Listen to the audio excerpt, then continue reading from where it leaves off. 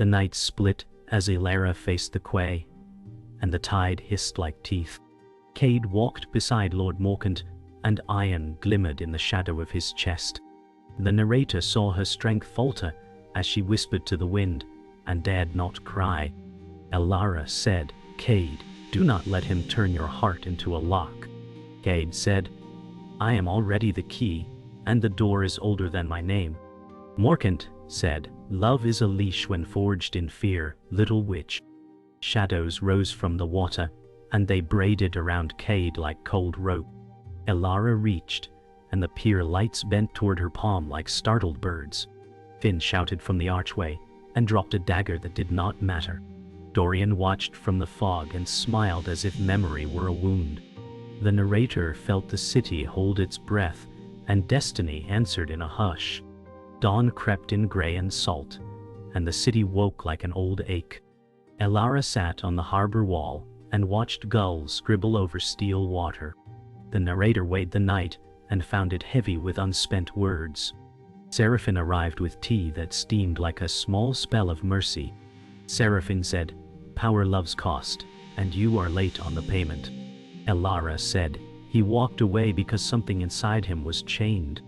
Seraphine said, "Chains beg for keys, and keys beg for doors you cannot close." A fairy horn moaned, and the sound crawled into Elara's ribs and stayed. Finn dropped beside them and tried to smile, and it broke at the edges. Finn said, "If we find the maker of those sigils, we find the lock." The narrator felt the sun fail to warm the stone, and choice gathered like tide. They followed rumor into the market where tents snapped like sails. The narrator smelled copper, spice, and a hush that did not belong. Nyx watched from a mirror stall and wore someone else's smile. Nyx said, "Locks and doors and hearts, what a busy morning." Elara said, "Show me the sigil maker and name your price later." Nyx said, "Later is the sweetest currency, but it rots fast." Finn flinched as a hawker muttered about iron under skin. Kade's absence cut each moment into thin, bright grief. Dorian brushed past like an accident and left a chill behind. Seraphine said, "Do not chase shadows that choose their shape." The narrator mocked the first bargain, and the day tilted toward risk. The workshop hid behind a rust door that hummed like a hive. Inside, sigils burned on plates, and the air tasted of old nails. The narrator saw Elara steady her breath as the room brightened. Master plates mapped veins and stars, and meaning threaded between. Seraphine said, "Do not touch what names you." Elara said, "He is already named, and the name is grief." A blueprint showed a heart with an iron lattice and a mark of claim. Finn said, "This is a cage that walks and speaks." Nyx said, "Keys are not always metal, and doors need not swing." Elara said, "Then I will be the open sky he cannot refuse." The narrator knew the vow had teeth, and fate was listening. Night returned with a cleaner edge, and the sea calmed like a plan. Elara stood on the breakwater and let the dark fold around her. The narrator counted her fear and found it precise, not small. She called the shadows and asked them for a road to Kade. Elara said, "Bring me to the door that claims him." The water answered with a path of slick, black stones. Seraphine said, "Step, and you will not step back unchanged." Finn said, "I will keep the lantern even if the wind hates me." Nyx laughed softly and vanished into a gull's wing.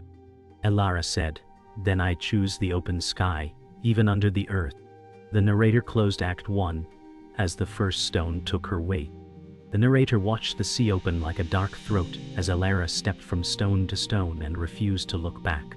Seraphine said, "Names travel faster than feet," and her warning hung like frost above the tide. Finn said, "If the sky is your door, I will carry the hinges," and his lantern jittered with his bravado. The path shivered, and the water spoke in syllables older than storms. Elara said, "Kade, I am coming toward the wound that wears your name," and the shadows bowed to her vow. From the far shoal, Dorian's laugh drifted thin as wire and cut the quiet.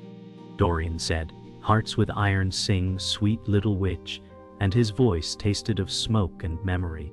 The narrator felt the tide test her courage, and then lift it like a blade. Nyx walked beside their reflections and wore a stranger's face that smiled without trust. Nyx said, "Every passage demands a price," and the stones dimmed as if they agreed. The path dove under an arch of shale, and the narrator felt the city's bones receive them. Seraphine said, "Catacombs remember feet," and she traced a ward that woke with a moth's flutter. Finn said, "If they remember, let them like us," and his breath showed like thin flags. Elara said, "I will ask the shadows for permission," and the corridor widened as if in answer. Drips counted time that did not belong to clocks, and salt hung in the air like prayer dust. Nyx said, "Follow reflections, not corridors," and a mirror of black water appeared at the fort. The surface trembled with faces that seemed nearly theirs. Elara said, "Kade, if you hear me, hold fast," and the echo returned with a second heartbeat. Seraphine said, "The second beat is the iron," and fear grew practical, like rope. The narrator marked the turn that would not turn back. Above them, the city brightened to noon, and the narrator rose to a chamber of glass and iron where Morcant kept his garden of storms. Kade stood in the center, and the sigils under his skin beat like trapped wings. Morcant said, "A lock must adore the key that frees it," and pride slid like oil across his smile. Kade said, "You promised an end to the hunger," and his voice wavered but did not bend. Morcant said, "Hunger is only proof of life," and the coils of shadow obeyed his gesture. Dorian leaned in a doorway and rolled a coin with a lazy cruelty. Dorian said, "She will come, and you will hurt her," and the room seemed to nod. Kade said, "I will break before I let him break her," and the iron throbbed in reply. The narrator felt a storm gather in a room that had no sky. The narrator followed Elara, as Nyx knelt by the mirror river, and blew a secret across its skin. Nyx said, "Pay with a true answer," and her eyes changed color like a lark's trick. Elara said, "I loved him before I knew what he carried," and the water cleared to a path of quicksilver. Seraphine said, "Truth buys doors, but it also buys witnesses," and her shawl shivered though the air was still. Finn said, "Ask for a map," and the surface unfolded into a spiral of streets and veins. Nyx said, "The maker of the sigils sleeps beneath the bell-foundry," and her smile did not belong to her face. Elara said, "Guide us and claim your price later," and the river grew obedient. The narrator felt the bargain pull at futures like threads. Somewhere far, a bell rang, and it sounded like a warning that had waited years. They reached the bell-foundry's crypt, and the narrator smelled soot pretending to be sleep. Rusted molds sat like open mouths, and the floor hummed with a buried chord. Seraphine said, "Do not wake what rings without hands," and her chalk circle brightened. Elara said, "I wake only what can be persuaded," and the shadows gathered, patient as counsel. From the far alcove, the sigil maker stirred like a rumor given legs. Dorian's coin clicked in memory, and Finn's courage clicked in place. Nyx said, "Debt arrives," and her smile admitted nothing. The floor sang a harsh note, and iron lines flared around a trap. Elara said, "I will not trade his heart for my fear," and the cord split into a door of burning symbols. The narrator counted exactly one choice, and it was forward. The narrator felt the crypt breathe as the iron door unstitched its glow and folded inward like a mouth. The sigil maker rose from a bench of soot and watched Elara as if sight were a knife. Seraphine said, "Do not yield your name," and chalk dust trembled around her warning. Finn said, "We only need the pattern," and his lantern answered with a nervous flicker. Nyx said, "Patterns need blood to remember," and the floor hummed in greedy chords. Elara said, "I offer shadow, not blood," and the dark bent like a knee to her will. From far above, a bell coughed once, and the sound fell like rust flakes of time. The maker said, "Your lover wears a prison that eats mercy," and the words tasted of iron and ash. Elara said, "Then teach me the hinge," and the runes kindled like waking eyes. The narrator counted a door where no wall had ever been. They climbed into a chapel buried under factories, and stained glass poured bruised color across the stone. The narrator watched Seraphine kneel as if memory had weight.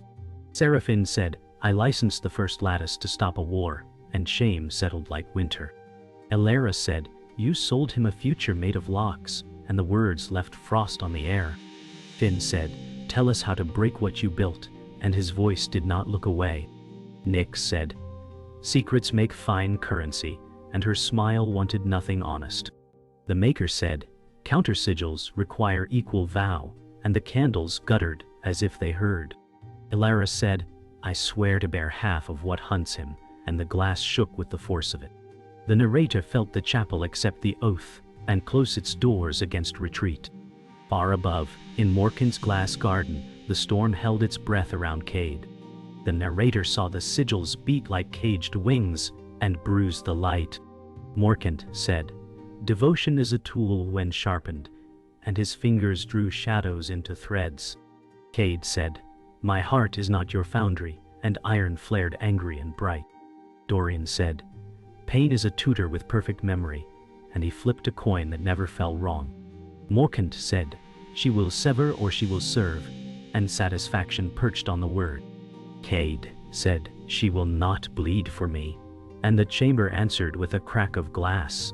Dorian said, "That certainty is how tragedies begin," and his smile cut thin. The narrator felt distance tighten like wire between the rooms where choices grew teeth. The narrator followed Elara onto the foundry roofs where steam rose like ghosts and dusk bruised the sky. Nyx said, "Trust is a door without hinges," and she stepped to the edge with easy grace. Finn said hinges can be forged, and he held the counter sigil like hot truth. Seraphine said, "Every bargain will ask you twice," and her voice softened with fear she would not admit. Elara said, "Ask me again and again," and the wind took her hair like a banner. Nyx said, "Then leap with me," and her shape blurred like a rumor changing names. Elara said, "Lead, but do not lie," and shadow bridged the gap like a drawn breath. The narrator felt the city widen beneath them and wait for a fall that did not come. They reached a vault door sunk into the roof like a secret heart, and the narrator felt it listening. Mailer set the counter sigil and waited as runes tasted Elara's vow. Seraphine said, "Once bound, you will carry his storms," and sorrow braided into warning.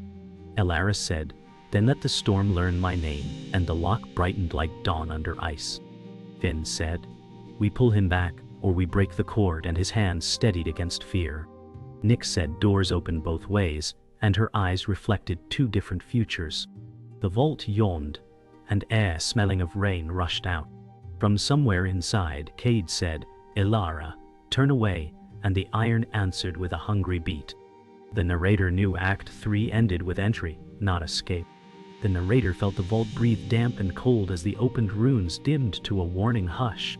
Elara crossed the threshold and saw Kade bound by shadow threads that throbbed with iron heat. Kade said, "Do not spend yourself on my cage," and the plea shook like a loose blade. Elara said, "I will spend the night and buy the dawn," and her hand found his trembling. Seraphine said, "Measure courage against cost," and chalk dust flurried from her coat hem. Finn said, "Costs can be paid twice if you live long enough," and hope cracked but held. Nyx said, "Doors, a door drama," and her smile carried a secret exchange rate. Dorian stepped from the gloom and looked at Elara as if memory were a wound that healed wrong. Dorian said, "Pick the lock or cut the heart," and the choice rang like a struck bell.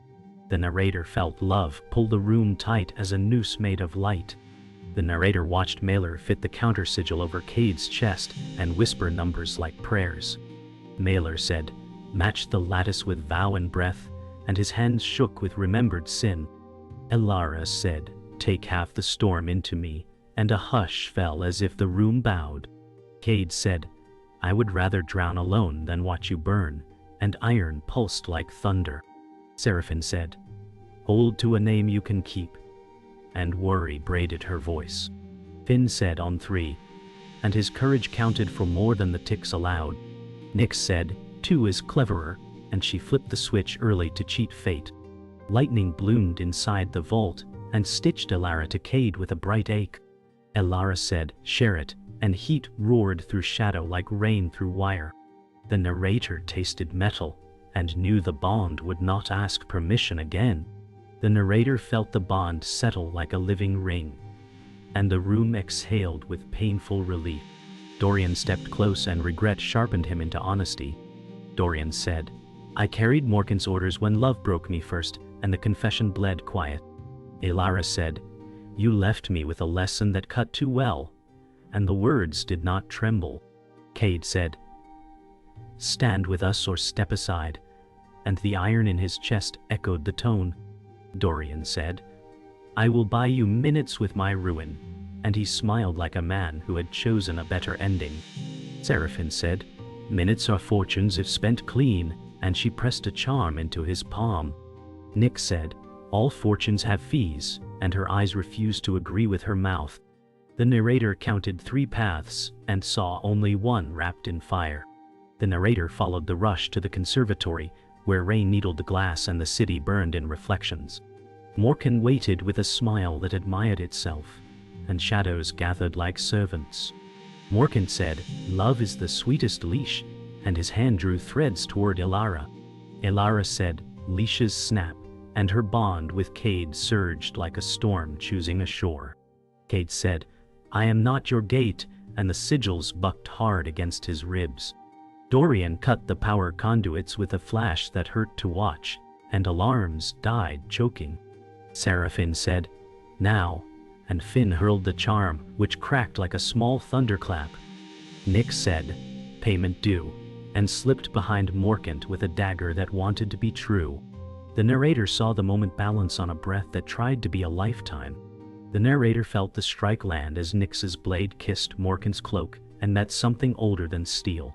Morcant said, "Debts are chains you cannot see," and the shadows recoiled to shield him. Nyx said, "Then change the debtor," and she vanished into a new face that smelled like smoke. Kade said, "Run with me," and he pulled Elara as glass began to fall like bright rain. Seraphine said, "Roots close, take the roof line," and her hands moved like maps. Finn said, "I will be the hinge," and forced a skylight to yield with raw will. Dorian held the doorway and smiled at the storm, as if it were an apology he could keep. Elara said, "I will come back for you," and the bond burned a promise into the dark. The narrator ended the act with flight that felt like a vow paid in breath. The narrator carried the storm's echo into the night, as Elara and Kade crossed the rooftops. The bond burned like a second pulse in her veins, fierce and unwanted. Kade said, "You should never have taken this burden," and his eyes carried both gratitude and fear. Elara said, "Your heart is mine to protect, even if it scorches me," and her words refused retreat. Seraphine said, "The lattice will twist against you both," and her warning dragged like stone. Finn said, "Warnings don't matter if the path is already chosen," and he balanced courage against dread. Nyx said, "All choices are leases, and the debt collector never sleeps," and her smile stung with truth. From behind, shadows stretched longer than they should, and the narrator knew betrayal followed.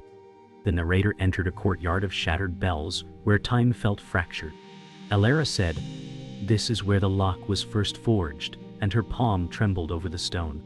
Seraphine said, "Here, blood was the ink," and her eyes fell heavy with memory.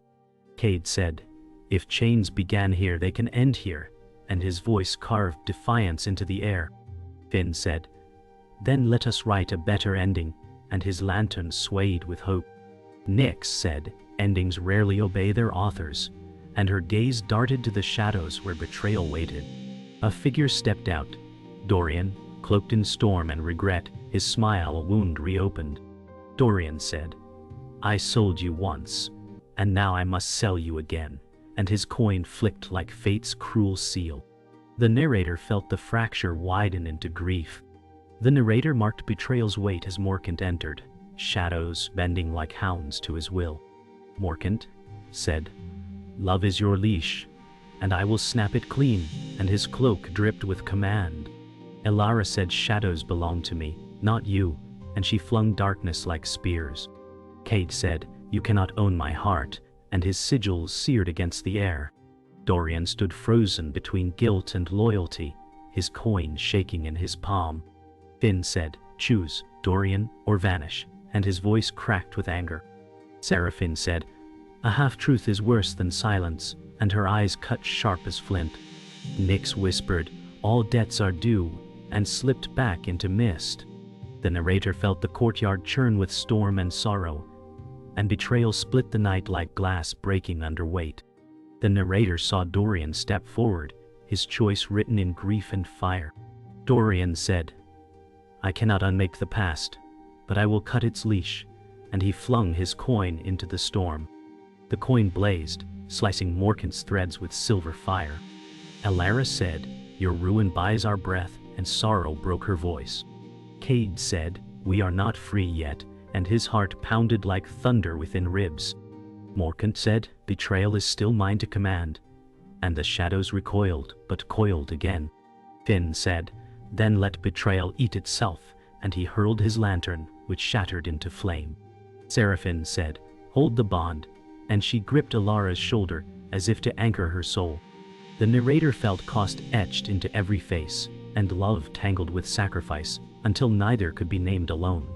The narrator ended the act with silence sharp as broken glass. Dorian fell to his knees, coinless and bleeding regret. Elara said, "You bought us a moment," and her words shook with grief. Kade said, "I will not waste it," and his heart thundered against its cage. Morcant said, "Love dies slower than chains," and his smile promised war yet unspent. Nyx reappeared, face changed, eyes reflecting storms not her own. Nyx said, "The ledger is balanced only for tonight," and her tone was ice. Seraphine said, "We live to see dawn, if dawn allows us," and her shawl clung heavy with rain. Finn said, "We will burn the leash and keep the love," and hope sparked where fear once was. The narrator sealed Act 5 in betrayal's ashes and love's fragile glow. The narrator carried the aftermath of betrayal into silence as the group sheltered in a derelict tower. The storm outside clawed at the stone, hungry and alive.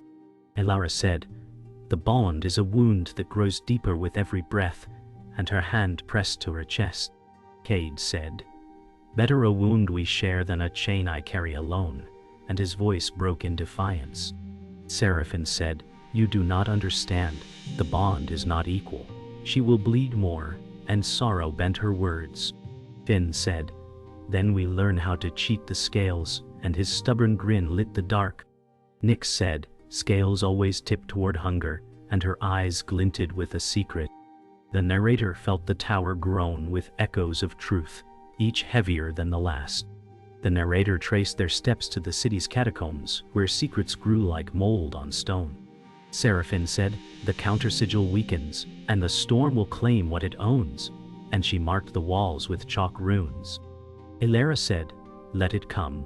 I will twist it to serve me," and shadow curled eager around her hands.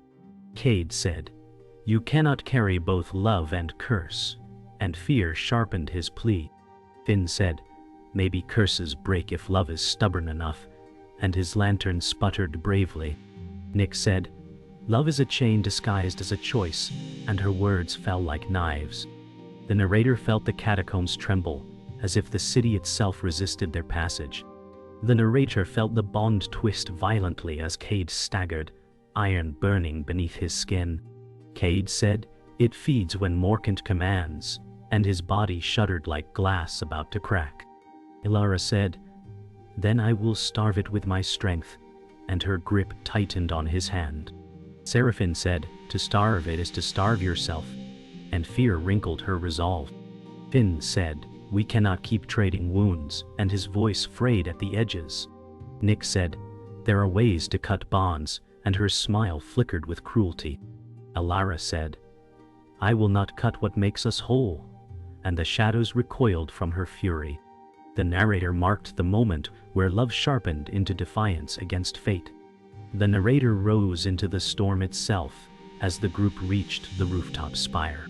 Morcant waited, his cloak coiled in shadow beasts, his smile cruel and calm. Morcant said, The bond is my triumph, your love is my leash, and his words dripped venom. Elara said, love cannot be owned, and her voice cut sharper than lightning. Kade said, you will not cage me again, and the sigils blazed defiance. Seraphine said, this fight will demand more than strength, and she braced her staff. Finn said, then let's spend everything, and fire burned in his gaze. Nyx said, I am no ally nor enemy, just balance, and she stepped back into rain. The narrator felt the storm bend low, ready to swallow them all. The narrator ended the act as the storm's heart broke open. Fury, unchained. Morcant said, chains sing best when breaking, and his shadows surged like waves. Elara said, then I will be the storm's silence, and her power erupted in a blaze of darkness and light. Kade said together, and his heart flared until iron cracked. Seraphine said, hold fast, and her voice quivered between command and prayer. Finn said, this is where we end him, and he charged with desperate courage.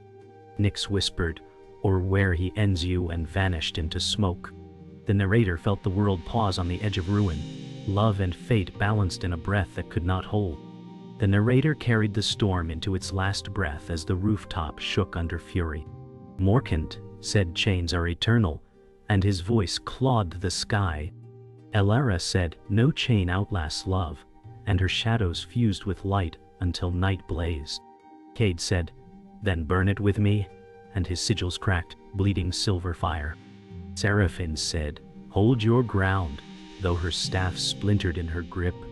Finn said, we fight until nothing is left to chain, and he charged with reckless courage. Nyx whispered, balance breaks tonight, and her form shimmered between shapes. The narrator marked the storm's heart beating like a dying drum, promising collapse and creation. The narrator watched Morcant pull the storm into a singular spear of shadow, aimed at Elara. Morcant said, love is weakness sharpened, and his strike tore through rain. Elara said, weakness learns to endure, and her shield of shadow light caught the blow. Kade said, share the weight, and he pressed his chest to hers, the bond flaring until it screamed. Seraphine said, this is killing you both, and tears blurred her focus. Finn said, then let it kill me too, and he hurled himself into the clash with desperate bravery. Nyx said, debt is always collected in threes, and her eyes glowed with otherworldly light. The narrator felt the world pause as power bent beneath choice. The narrator felt betrayal twist once more as Nyx turned her blade against Morcant instead of Elara. Nyx said, balance bends, not breaks, and she drove steel into his shadowed form. Morcant said, you think love is stronger than hunger, and his cry rattled the air. Elara said, love is the hunger that does not end, and her shadows surged, devouring the chains. Kade said, then let it consume us together, and his heart thundered like a forge. Seraphine said, hold fast, children, and her broken staff burned with final light. Finn shouted, now! And the bond flared brighter than the storm. The narrator saw fate fracture as Morcant's chains shattered into dust. The narrator bore witness as Morcant fell, his body dissolving into the storm he commanded. Morcant whispered, chains, eternal, and vanished into nothing. Elara said, no, only love is eternal, and her voice cracked with both triumph and grief. Kade said, we survived, but at what cost? And his chest glowed faintly, iron burned away. Seraphine said, the storm will scar the sky forever, and she bowed her head. Finn said, let scars remind us of what was worth bleeding for, and his grin trembled. Nyx said, balance paid, and she stepped into shadow, leaving silence behind. The narrator felt the city breathe again, wounded but free. The narrator ended the tale as dawn crept across the skyline, painting ruin in gold. Elara stood on the shattered spire with Kade beside her, their bond pulsing quiet. Elara said, we are free, but freedom costs, and her voice shook with weary truth.